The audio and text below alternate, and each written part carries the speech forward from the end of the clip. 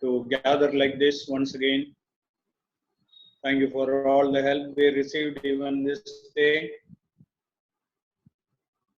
The words that are many people, many problems world, and there are thousands of people who do not have proper shelter, proper food, proper clothing, especially in this country, different places, how people go through various forms of life. We understand. We thank you for giving us food and clothing and shelter even this day. Thank you for keeping us all very safe. Thank you for giving us the joy of salvation.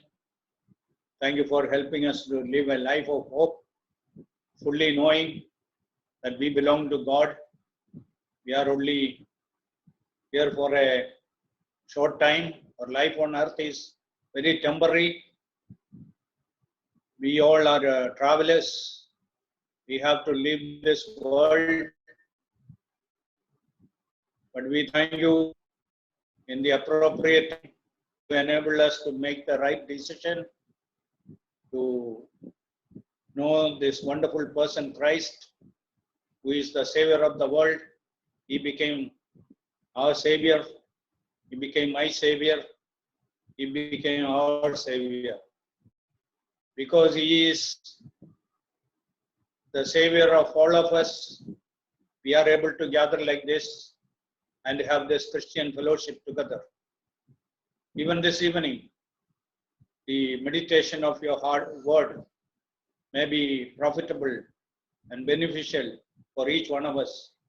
And through the reading and studying and meditation, God's name may be glorified even this evening. The Holy Spirit of God may help us to understand and appreciate this wonderful book God has given to us. And we are extremely privileged to have a copy of this wonderful book, read and meditate and teach others also. Thank you for these opportunities.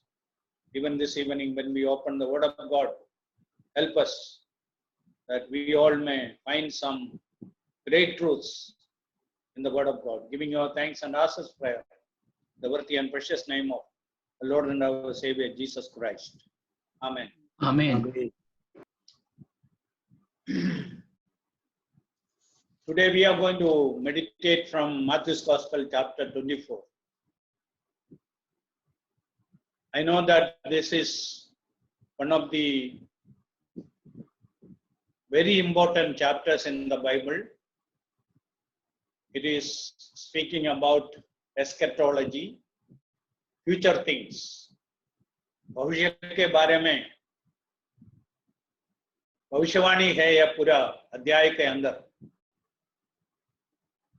हम समझना है नया नियम के अंदर ऐसा बहुत अध्याय है।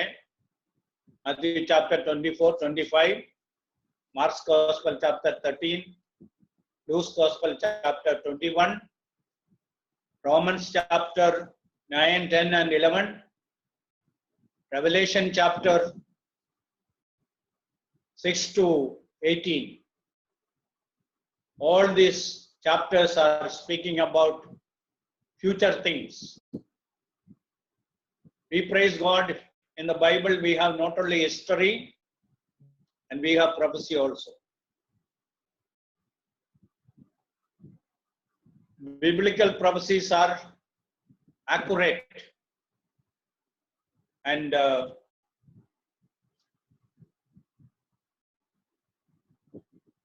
some prophecies have immediate fulfillment and some have future fulfillment.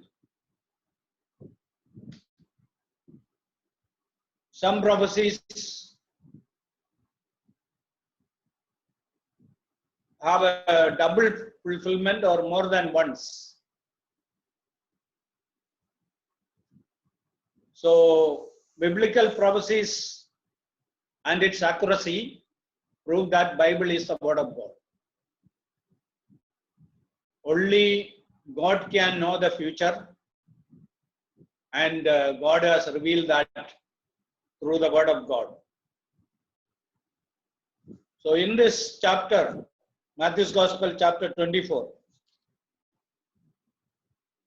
the disciples ask some questions, verse 1 onwards. We will read 24 का 1 से लेके हम पढ़ेंगे.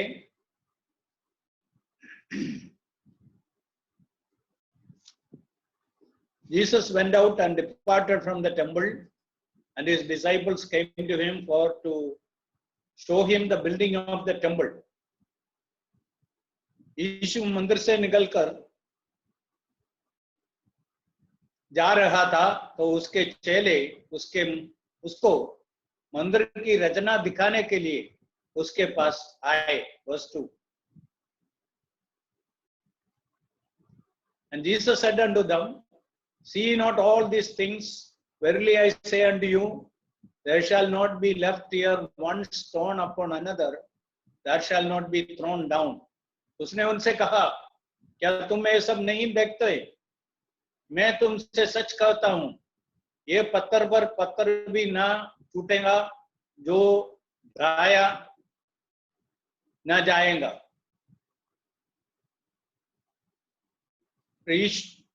तीसरा कलम. As he sat upon the Mount of Olives, the disciples came unto him privately, saying, Tell us, what shall these things be? And what shall be the sign of the coming and of the end of the world? So in verse 3, तीसरा कलम में शिष्यों ने 3 सवालें पूछा. यीशु बोला, ये मंदिर तुम जो दिखा रहा है, और एक पत्थर के ऊपर दूसरा पत्थर नहीं रहेगा. One stone will not remain on another stone. ये गिरा देगा, ऐसा बोल दिया. इसलिए उन लोग 3 सवालें पूछा. When shall these things be? ये मंदिर कब गिरा देगा? When this is going to happen? Second question, what shall be the sign of your coming? तुम्हारा आगमन का निशानियां क्या है? तीसरा सवाल है, what is the sign of the end of the world? जगत के अंत का क्या चिन्ह होगा? ये 3 सवाल शिष्यों ने पूछा और यीशु इसका जवाब देता है. पहला क्वेश्चन, उसका उत्तर इधर नहीं है, लूक का सुवार्ता में जाना पड़ेगा. अभी वो नहीं निकालने का है. लूक 21 में है, 20 से 24 तक उधर उसका उत्तर है.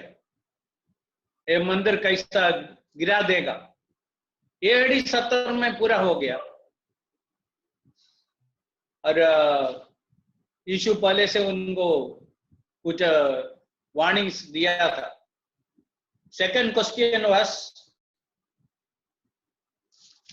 Matthew's Gospel 24 verse 3. Second question was, what will be the sign of your coming? That question is answered in this chapter, Matthew 24, 29 to 44. So second question is answered. Third question was, what is the sign of the end of the age? Verse 3. So that question is answered, Matthew chapter 24, 4 to 8. इसलिए उनका सवालों का उत्तर है ये पूरा अध्याय.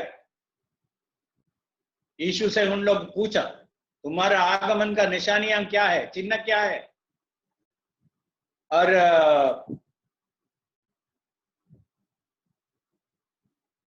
इस जगत का अंत का चिन्ह क्या क्या है, इसके बारे में 2 सवालों पूछा. उस सवालों का उत्तर है ये पूरा अध्याय.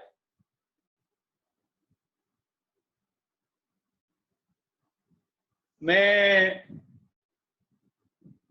इतना सालों का आत्मिक जीवन के बीच में कभी कभी दुनिया में कुछ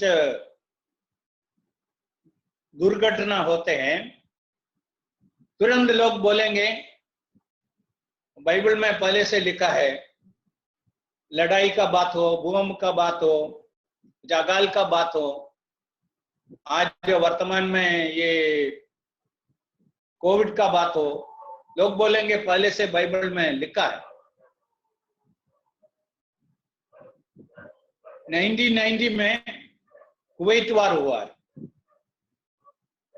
कुवैत को स्वतंत्र करने के, इराक के हाथ से स्वतंत्र करने के लिए लड़ाई हुआ। उस समय बहुत लोग बोला ये लड़ाई यीशु मसीह का आगमन का निशानी है, ऐसा बहुत लोग बोलते थे। और बहुत बड़े बड़े प्रचार करने वाला भी इसके बारे में प्रचार करता था, यीशु मसीह का आगमन बहुत नजदीक हो गया, लोग ऐसा प्रचार कर रहा था।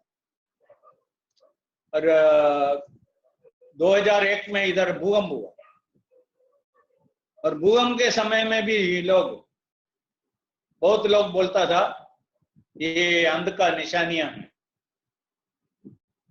और ये 2000 नजदीक आते समय में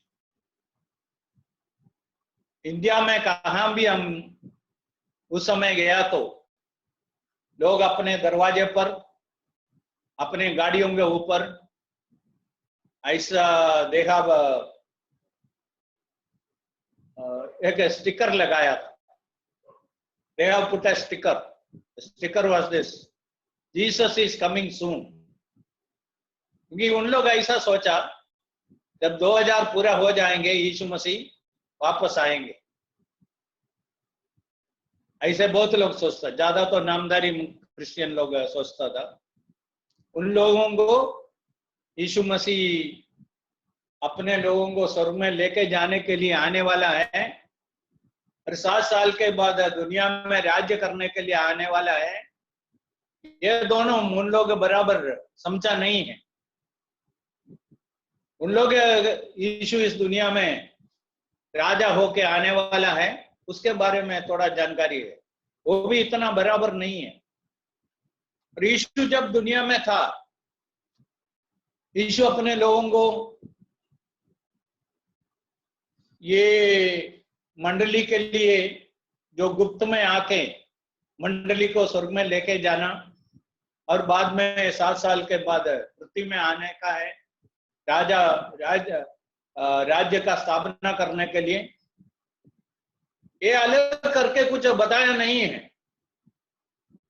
थोड़े समय पहले हम यूहन्ना का सुवार्ता 14 जब पढ़ते थे, उधर यीशु हमें स्वर्ग में लेके जाने के बारे में बताया।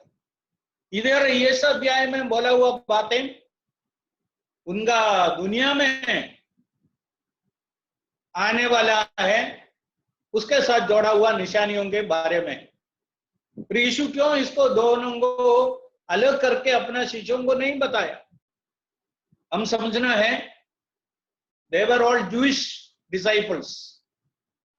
Whatever happened, their Jewish understanding was always with them.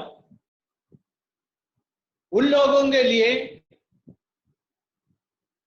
दुनिया में मनुष्यों का पाप का निवारण के लिए आके मरने वाला एक मसीहा के बारे में उन लोग आज भी समझता नहीं है। यहूदी लोग, उन लोग राजा तरीके, शक्ति के साथ, प्रभाव के साथ, महिमा के साथ आने वाला एक मसीहा का इंतजार कर रहा है। इसलिए उन लोगों को यीशु मसीह का ये 2 आगमन, पहला आगमन जो 2000 साल पहले हुआ, अभी दोबारा आने वाला है, ये दोनों में जो अंदर है समझना बहुत कठिन था। और ऐसे लोगों को यीशु मसीह का दोबारा आगमन का, दूसरा आगमन का 2 हिस्सा है, ये बताएंगा तो उन लोग कैसा समझेंगे? उन लोग समझ नहीं सकता था इसलिए यीशु उधर छोड़ दिया। इसका ज्यादा खुलासा पौलुस के द्वारा हुआ है। पौलुस पहला थिस्सलुनी 4:16 में उसके बारे में बताया, यीशु रहस्य में आके हमें स्वर्ग में लेके जाने वाला है। इसलिए विश्वासी लोगों को यह समझना है ये दोनों के बारे में। जैसा मैं थोड़े समय पहले बताया, आज पृथ्वी में एक तैयारी हो रहा है, साथ साथ स्वर्ग में भी एक तैयारी हो रहा है। स्वर्ग में प्रभु यीशु हमारे लिए एक जगह तैयार कर रहा है। पृथ्वी में पवित्र आत्मा कुछ लोगों को स्वर्ग के लिए तैयार कर रहा है। 2000 साल से ये दोनों तैयारी साथ साथ चल रहा है। ऐसा एक समय आएगा, इधर जो लोगों को तैयार किया है उनको उस तैयार किया हुआ जगह में लेके जाने वाला है, और हम 7 साल प्रभु के साथ स्वर्ग में जाके रहने वाला है। बाद में प्रभु के साथ, प्रभु जब इधर राज्य करने के लिए आएगा, हम इधर वापस आने वाला। और मैं ऐसा विश्वास करता हूं उस समय हम नया यरूशलेम में ही रहेंगे। नया यरूशलेम नीचे आएगा, और जब जरूरत पड़ेगा, हमारा कुछ काम इधर होगा, हमको इधर फटाफट आके हमारा काम पूरा करके वापस जा सकता है। और ये 7 साल के बारे में ये कहां से मिला है? नया नियम में इसके बारे में कुछ बोलते हैं क्या? आप लोग पूछेंगे तो हम 2-3 कलम प्रेरित, ये प्रकाशित वाक्य, प्रकटीकरण प्रकाशित वाक्य, रेवलेशन चैप्टर 13, 11, 12 और 13 में देखेंगे। रेवलेशन चैप्टर 12, 11, 12 और 13, ये 3 अध्यायों में कुछ समय के बारे में बताया है।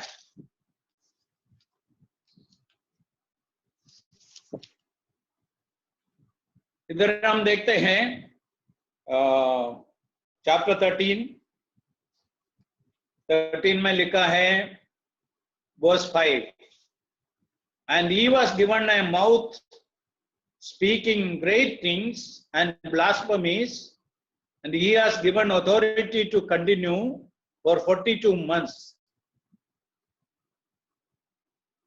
And there was given unto him a mouth speaking great things and blasphemies, and power was given unto him to continue 42 months.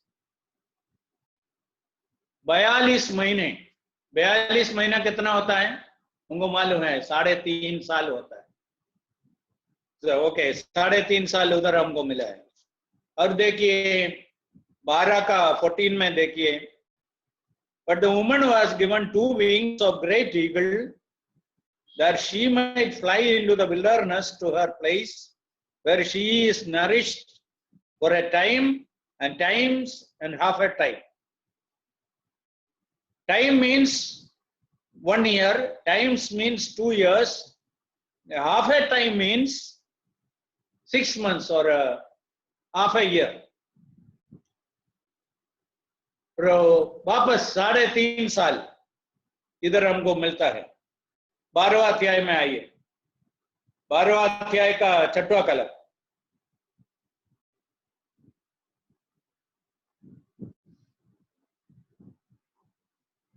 verse 6, and the woman fled into the wilderness, where she has a place prepared of God, that they should feed her there 1,260 days.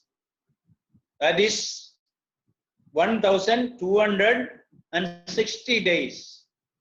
वहां 1,260 दिन तक पाली जाए। ये वापस 3.5 साल का है, और थोड़ा दिवस कम होगा, शायद वो एकदम एक्यूरेट होगा। इतना दिन ही उन लोग यरूशलेम के बाहर रहेंगे। और मैं बताना चाहता हूं, इस्राएली लोग और एक बार अपना देश छोड़ के जाना पड़ेगा, वो पीड़ा काल के बीच में, पीड़ा काल के बीच में। 3.5 साल इस्राएल के लिए थोड़ा अच्छा समय है, क्योंकि क्रिस्त विरोधी anti Christ is on their side. But after 3.5 years, the agreement which they made between them will be broken, and he who was for them will be against them. अभी तक उनके साथ, उनके लिए बात करते हुए ये क्रिस्त विरोधी उनके खिलाफ में हो जाएंगे, उनको उधर से भगाएंगे।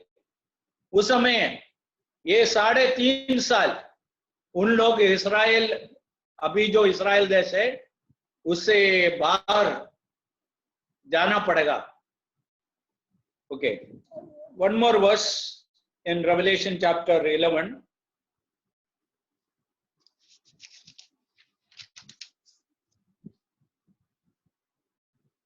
verse 2 and 3. Chapter 11, verse 2 and 3. But leave out the court which is outside the temple, and do not measure it, for it has been given to the Gentiles. They will tread the holy city underfoot for 42 months. Verse 3. And I will give power to my 2 witnesses, and they will prophesy 1260 days, clothed in sackcloth. अपने 2 गवाहों को यह अधिकार दूंगा कि डांट ओढ़े हुए 1260 दिन तक भविष्यवाणी करे। इधर 42 months and then 1260 days. So the second one, verse 3 में जो बताया है वो 3.5 साल पगला भाग है। These 2 witnesses, ये 2 साक्षी हम इस्राएल में भविष्यवाणी करेंगे, प्रचार करेंगे, साक्षी देंगे। इसलिए ये 2 जगह में जो समय के बारे में, ये 3 अध्यायों के अंदर जो समय के बारे में बताया है, ये है 7 साल। ओके, इसलिए 7 साल हम स्वर्ग में होगा, और उसी समय ईश्वर इस्राएल के साथ व्यवहार करेगा। इसलिए हम ऐसा बोल सकते हैं, स्वर्ग में ईश्वर हमें तैयार करेंगे पृथ्वी में उनके साथ राज्य करने के लिए। The Lord will prepare us in heaven to reign with him here on this earth. ईश्वर इधर राज्य करने के लिए आ रहा है, उस समय हम उनके साथ इधर राज्य करने वाला है। इसलिए हमको जो 7 साल है उधर प्रभु तैयार करेंगे। साथ इस दुनिया में ये 7 साल के अंदर इस्राएल को ईश्वर तैयार करेंगे। उन लोग जो मसीहा को इनकार किया है और उन लोग उस मसीहा को वापस पहचानेंगे, उनको स्वीकार करेंगे और उनके बारे में प्रचार करेंगे। और ये 1,44,000, 1,44,000 जो लोग हैं, उन लोग इस्राएल से चुने हुए लोग हैं, उनके साथ उस समय दुनिया में प्रचार करने वाले। इसलिए आज वर्तमान में जो तैयारियां हो रहा है और पिछले 2000 साल से जो हो रहा है, इधर जगत में प्रभु मंडली को स्वर्ग में लेके जाने के लिए तैयार कर रहा है। ये हमको समझने का बात है। ओके, और आगे हम कुछ निशानियों के बारे में इधर बताया है, वो देखेंगे। उसके पहले कई बार ऐसा हुआ है, लोग इधर उधर से कुछ कलम को अकेला चुन लेंगे और गलत उपदेश का स्थापना गलत उपदेश सिखाएंगे। ये कलम है 13वां कलम। देखिए ये Matthews gospel 24:13।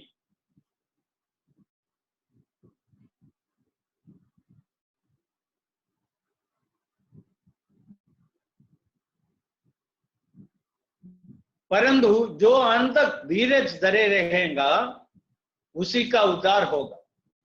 But he that shall endure unto the end, the same shall be saved.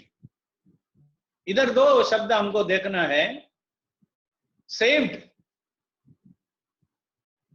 ये कौन सा सैल्वेशन है?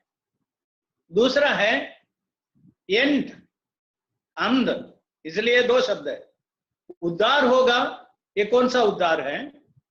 दूसरा है अंत का अंत, ये कौन सा अंत है? इसी बुक में देखेंगे तो 8वां कलम में हम क्या पढ़ते हैं? Verse 8।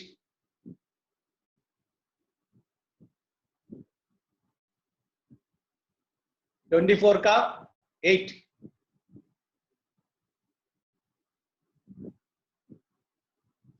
All these are the beginning of sorrows. ये सब बातें पीड़ाओं का आरंभ है। आरंभ है तो एक अंत भी होना है। इसलिए इधर जो बोला हुआ बातें पीड़ा के समय में रहते हुए लोगों के बारे में, पीड़ा का आरंभ है, पीड़ा का अंत है। पीड़ा का अंत कैसा होगा? पीड़ा का अंत जब यीशु आके अपने लोगों को बचाएंगे तब होगा। कहां से बचाएंगे? एंटी क्राइस्ट के हाथों से। चलिए इधर का जो उद्धार है, ये नरक से, पाप से बचाने का उद्धार नहीं है। ये उद्धार अलग है। ये दोनों शब्द आपको परखना पड़ेगा।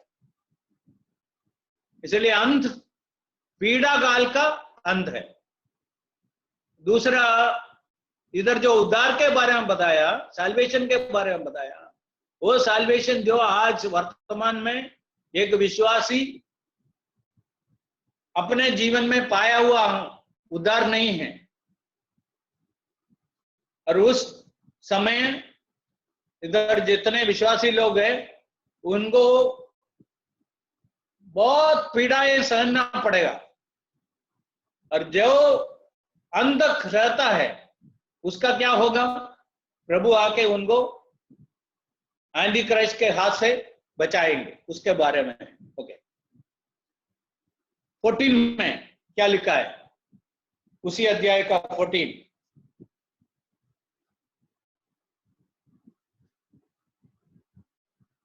And this gospel of the kingdom shall be preached in all the world for a witness unto all nations, then shall the end come. राज्य का ये सुसमाचार सारे जगत में प्रचार किया जाएगा कि सब जातियों पर गवाही हो, तब अंत आएगा। इस कलम को लेके कुछ लोग ऐसा सिखाएंगे, हम जितना उतावल करेंगे प्रचार में, हम कितना फास्ट ये सुवार्ता दूसरा जगहों में पहुंच जाएंगे और उसके अनुसार यीशु भी उसका दोबारा आने का फास्ट करेंगे। Unless we preach the gospel and see that all the people heard the gospel, unless all the people hear the gospel, Jesus cannot come back. This is not talking about the rapture of the church. उसके लिए एक ही बात होना है, जितने लोग मंडली के साथ ये वर्तमान काल में जुड़ जाना है, वो संज्ञा पूरा हो गया तो प्रभु आके मंडली को ले जाएंगे। फिर ये 7 सालों में यहूदियों को एक बहुत बड़ा जिम्मेदारी होगा, ये सुवार्ता सारा दुनिया में प्रचार करने का। उसका दूसरा एक रास्ता भी होगा, जैसा मैं थोड़े समय पहले बोला, उनको अपने देश से वापस निकाल देंगे, उन लोग अलग अलग राज्य में चले जाएंगे, और उस समय उन लोग AD 70 में जैसा गया वैसा नहीं जाएगा। AD 70 में यहूदी लोग अपना जीवन के लिए अलग अलग देशों में चला गया। उस समय बहुत लोग इंडिया में भी आ गया था, उन लोग अपना जीवन के लिए आया, कुछ काम ढूंढ के आया, जीने के लिए आया। अभी भविष्य में यहूदी लोग ये क्रिस्त विरोधी उनको सताने के कारण उधर से भागेंगे, और इस बार उन लोग प्रभु के लिए जाएंगे, सुवार्ता का प्रचार जिएगा तो प्रभु के लिए जिएंगे। और कुछ भी आने दो, हम इस सुवार्ता सबको सुनाएंगे, बताएंगे। ये 2000 साल से हम अंधे होके रहता था, हमारा पूर्वजों बहुत बड़ा गलती किया, इस यीशु को पहचाना नहीं है। यीशु ही है मसीहा, ये मसीहा अभी आने वाला है, उसका आगमन नजदीक हो गया। ये उन लोग जाके प्रचार करेंगे। इसलिए जब ये सुवार्ता सारे जगत में प्रचार किया जाएगा, तब अंध आएगा। ये भी हमको समझने का एक कलम। और दूसरा हमको समझने का वर्स है 36 कलम, वर्स 36।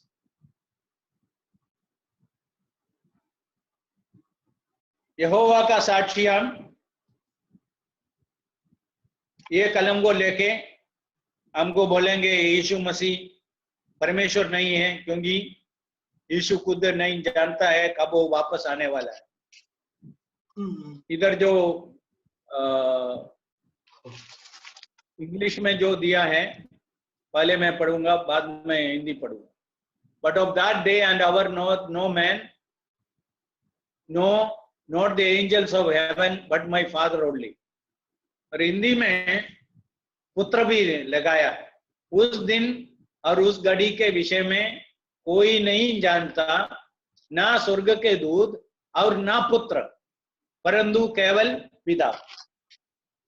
मरकुस 13वां अध्याय 32 में ये जैसा अभी हिंदी में मैं जो पढ़ा है वैसा ही है, पुत्र भी नहीं जानते। Marks gospel chapter 13:32।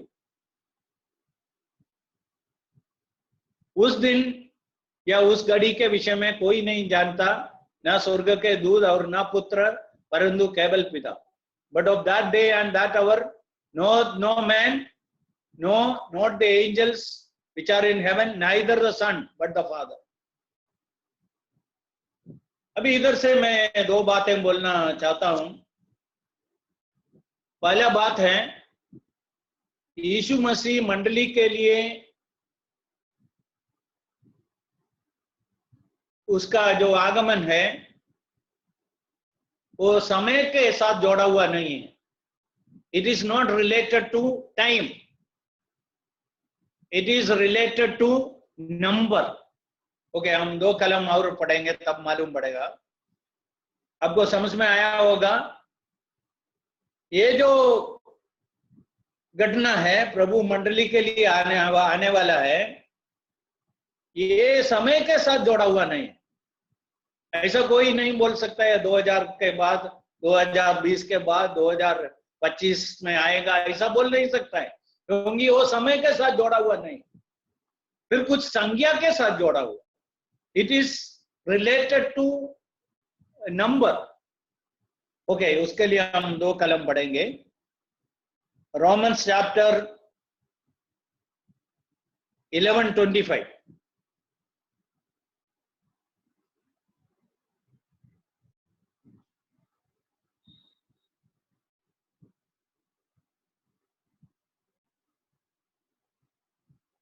I would not, brethren, that you should be ignorant of this mystery, lest you should be wise in your own conceits, that blindness is in part has happened to Israel.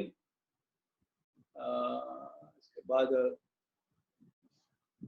जो संख्या पूरा होना है, the number of the Gentiles, yeah, until the fullness of the Gentiles be coming. Okay, that blindness in part is happened to Israel until the full number of the Gentiles be coming.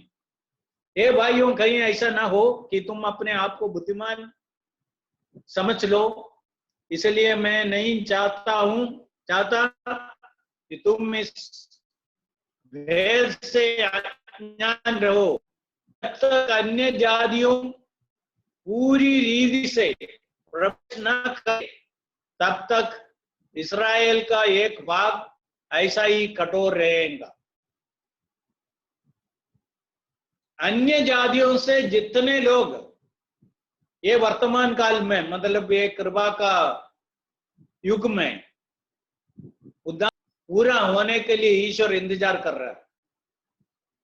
जब ये संख्या पूरा हो जाए, Bible में नहीं दिया है संख्या कितना है, अभी समझ लो 10 करोड़ लोगों को बचाना है, 10 करोड़ ऐसा इतना बचाने का, उसके लिए 5 बाकी है, और 5 लोग उद्धार पाके मंडली के साथ जुट जाने के लिए यदि 5 साल लिया तो प्रभु उनके लिए 5 साल इंतजार करेंगे। यह है इसका अर्थ। इसलिए यीशु बोला वो समय मुझको मालूम नहीं है, समय प्रभु नहीं जानता, क्योंकि वो समय के साथ जोड़ा हुआ बात नहीं है, वो संज्ञा के साथ जोड़ा हुआ।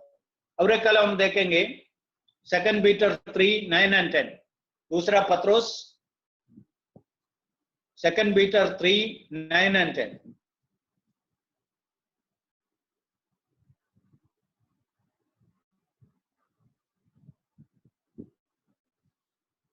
The Lord is not slack concerning his promise, as some men count slackness, but is long suffering to us, usward, not willing that any should perish, but that all should come to repentance.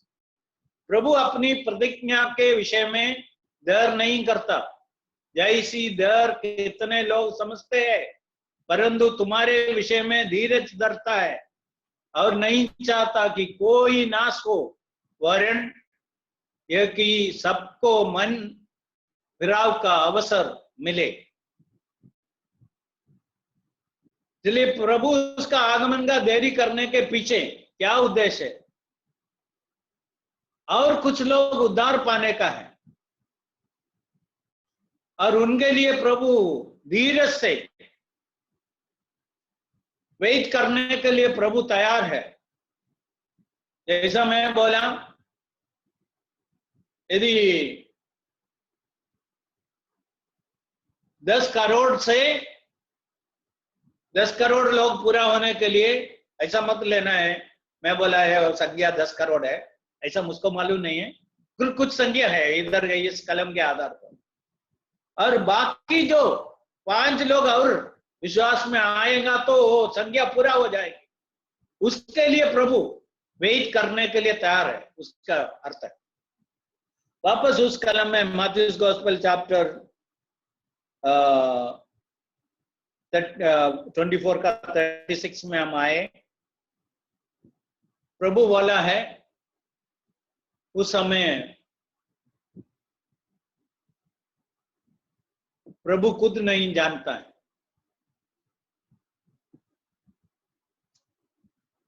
36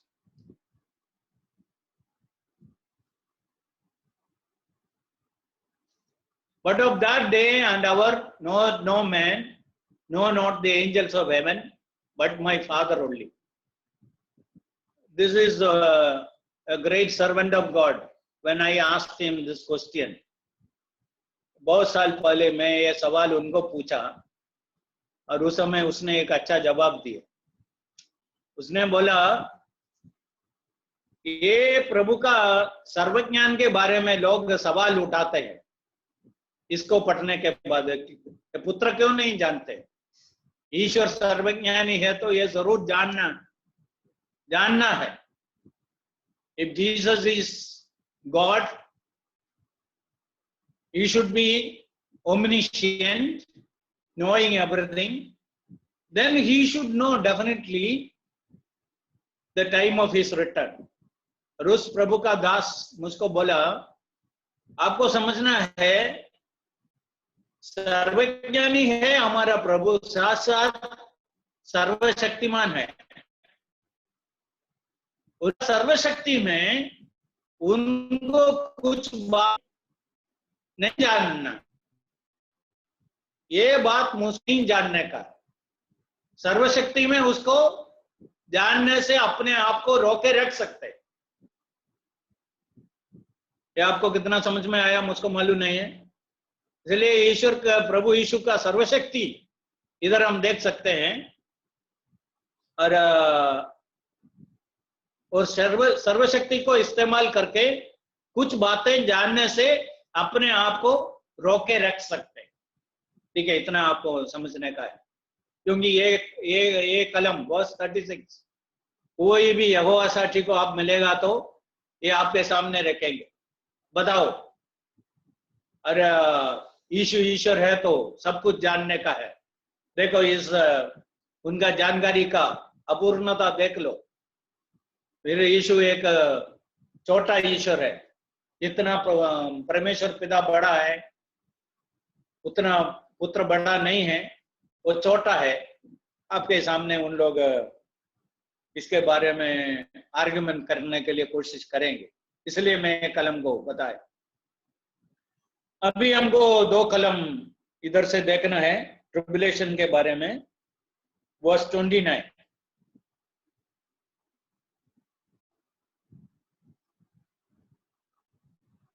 14 का, 24 का, 29.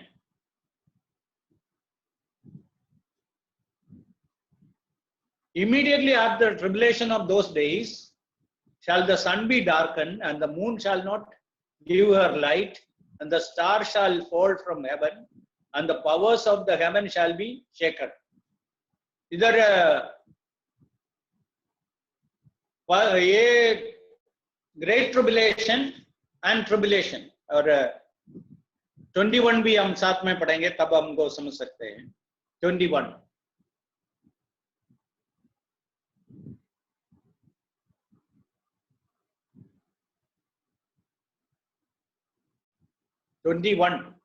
okay.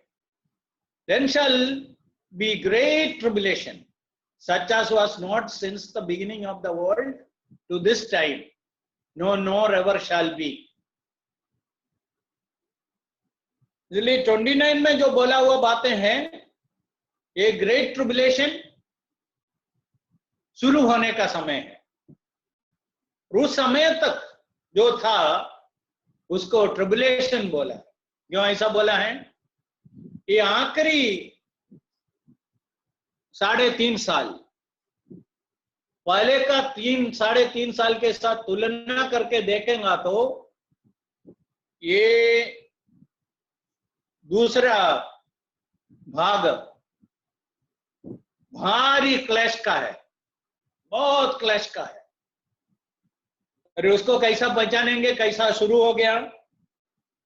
29 में लिखा है, sun will be darkened, moon will not give light, stars will fall from heaven, and the powers of heaven will be shaken.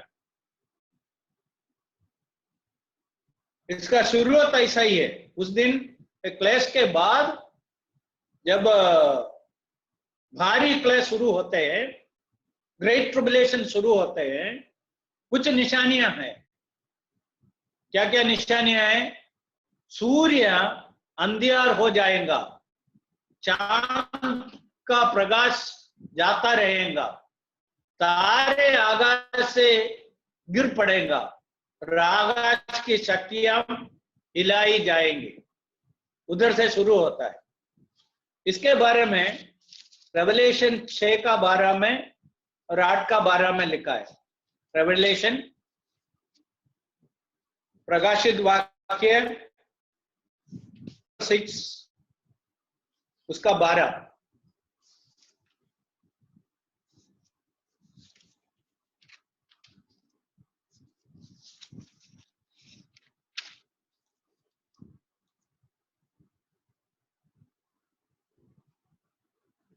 Okay.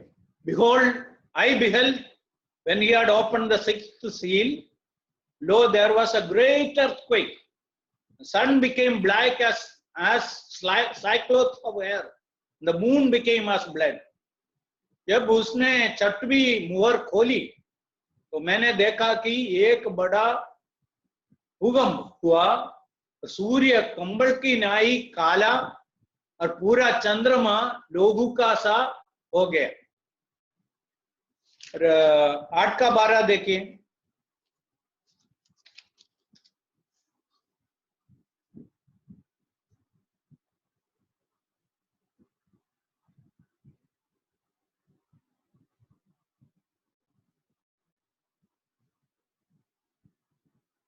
Then the fourth angel sounded, and third of the sun was struck, a third of the moon, and the third of the stars, so that the third of them were darkened, and the third of the day did not shine, and likewise the night.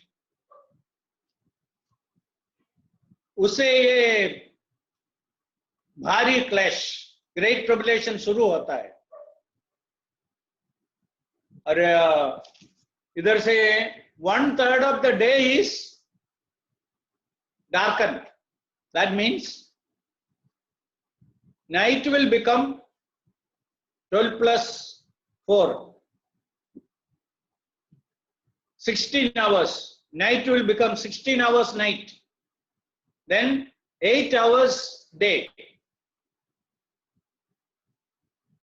और वर्तमान काल में ऐसा है तो उसके लिए कितना ज्यादा इलेक्ट्रिसिटी का जरूरत है, खर्चा बहुत ज्यादा बढ़ेंगे, और ऐसा थोड़ा कुछ समस्याएं रहेंगे। इसलिए ये जो महाक्लेश शुरू होते समय में, ये 3.5 साल के बाद, पहले 3.5 साल उसको ट्रिबुलेशन बोला है, और second part is great tribulation. Okay, अभी मैं सीधा आपको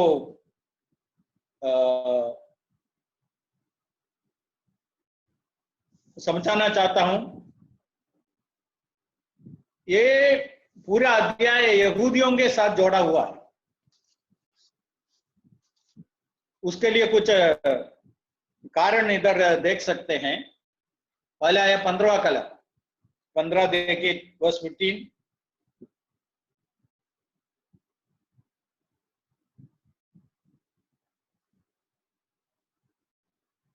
When ye therefore shall see the abomination of desolation spoken of by Daniel the prophet, standing in the holy place, whoever reads, let him understand. उजाड़ने वाली घृणित वस्तु को जिसकी चर्चा दानियल भविष्यवक्ता के द्वारा हुई थी, पवित्र स्थान में खड़ी हुई देखो, जो पढ़े है वो समझे।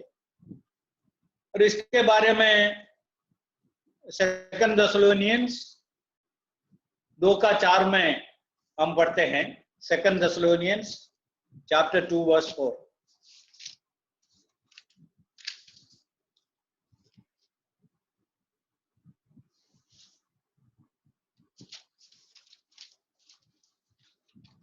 Who opposeth and exalteth himself above all that is called God, or that is worshipped, so that he as God sitteth in the temple of God, showing himself that he is God।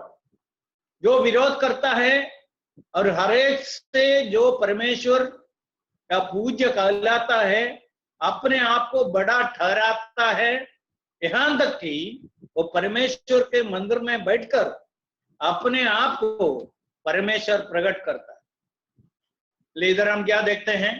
Anti Christ लोगों को बोलेंगे ईश्वर को आराधना करना सब बंद करो, मैं हूं ईश्वर, मेरा आराधना करो। इतना नहीं है, परमेश्वर का मंदिर में बैठेंगे यहूदी लोगों के साथ बहुत बड़ा टकराव होने का कारण यही होगा। ओके, इसलिए मंदिर कौन सा मंदिर है? यरूशलेम में भविष्य में होने वाला, बनाने वाला वो मंदिर। उसके अंदर एंटी क्राइस्ट बैठ के उनका मूर्ति रख के लोगों को बोलेंगे तुम्हारा ईश्वर को भूल जाओ, मेरा आराधना करो, नहीं है तो तुम में से किसी को मैं जीने को नहीं दूंगा। ऐसा इस्राएल को उधर से भागना पड़ेगा। Okay, second verse, this is a Jewish passage, verse 16 में हम क्या पढ़ते हैं?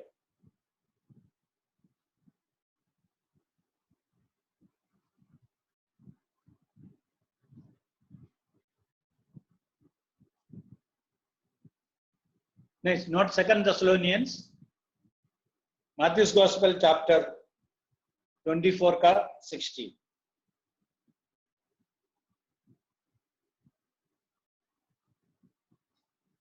Then let them which be in Judea flee to the mountains. तब जो यहूदिया में हो वे पहाड़ों पर भाग जाए। यहूदिया किधर है? इस्राएल में। जो यहूदिया में है उन लोग भाग जाए। उसका अर्थ क्या है? एंटी क्राइस्ट इनके खिलाफ में हो गया और within no time he will attack them and wants to finish them off. उनको खत्म करने के लिए कोशिश करेंगे। तब उन लोगों को भागने का है, सब कुछ छोड़ के भागने का है। और जो लोग यहूदिया में रहते हैं उनके ऊपर ज्यादा क्लेश आने वाला है, इसलिए पहले से बोल दिया तुम लोग उधर से भाग जाने का। Okay, that is second proof. Third, verse 20, 20वां कलम। And pray that your flight may not be in winter or on the Sabbath. तुम्हारा भागना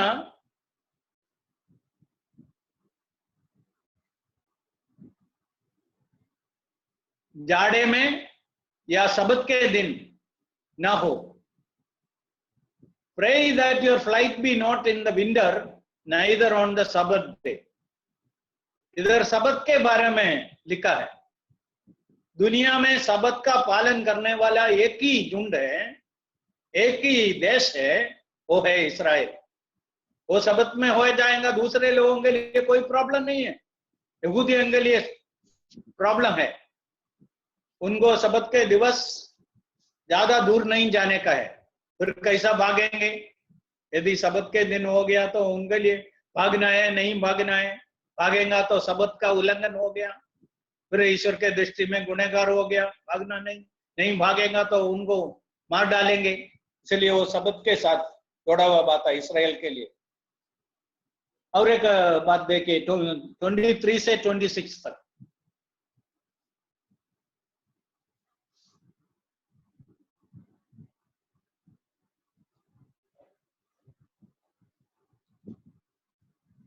Then if any man shall say unto you, lo, here is Christ, or there, believe it not.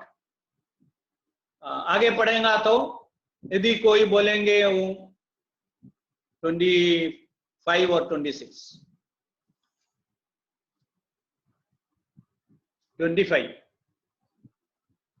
Behold, I have told you before. देखो मैं पहले से तुमसे ये सब कुछ कह दिया। 26,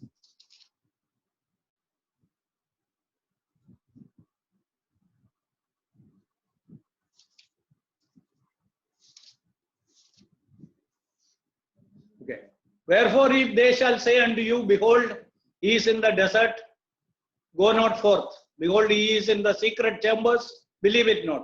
इसलिए यदि तू तुमसे कहें, देखो वह जंगल में है, तो बाहर ना निकल जाना। देखो वह जो तीरों में है, तो प्रतीति न करना। ये क्यों ये वार्निंग दिया है? यदि आज वर्तमान काल में कोई हमको बताए यीशु मसीह चेन्नई में नहीं है तो ट्रिवांड्रम में प्रकट हो गया, हम जाएंगे नहीं जाएगा?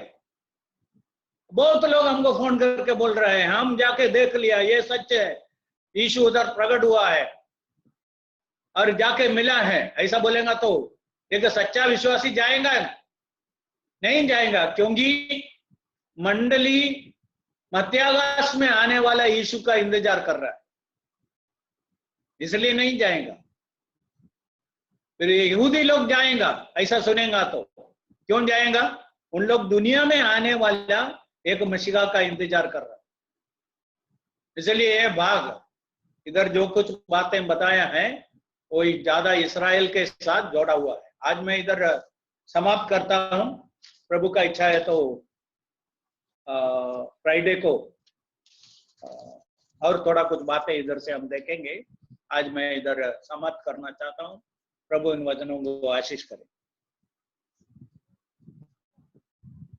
ब्रदर शाजी